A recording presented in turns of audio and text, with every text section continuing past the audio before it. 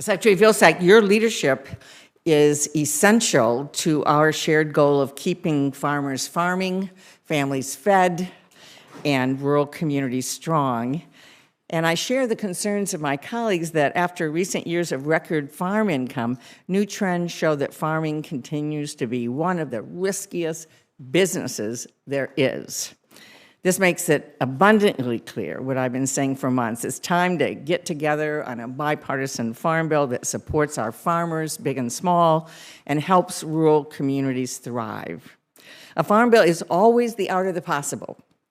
How do we reach bipartisan solutions to the challenges American families and farmers and rural communities face?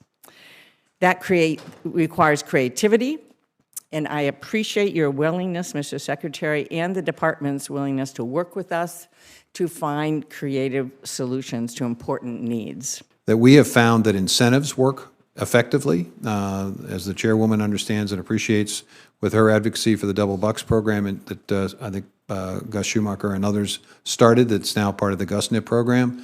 That's certainly a successful program. About the funding needs for nutrition education, if we did add something with regard to that.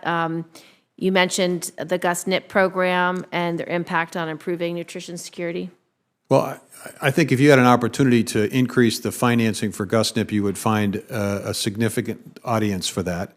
How do I know that? Well, because you did that in the pandemic assistance bills that you passed, and as a result, we saw a fairly significant uptake in GusNIP. We also saw a particular interest in the prescription produce effort, where we're working with pediatricians, looking at chronic disease situations, and instead of prescribing a drug, they prescribe fruits and vegetables as a way of dealing with chronic disease opportunities. So anything you do in that space is going to be beneficial. It's going to increase our knowledge base, and I think it's going to help us formulate better policies to advance nutrition.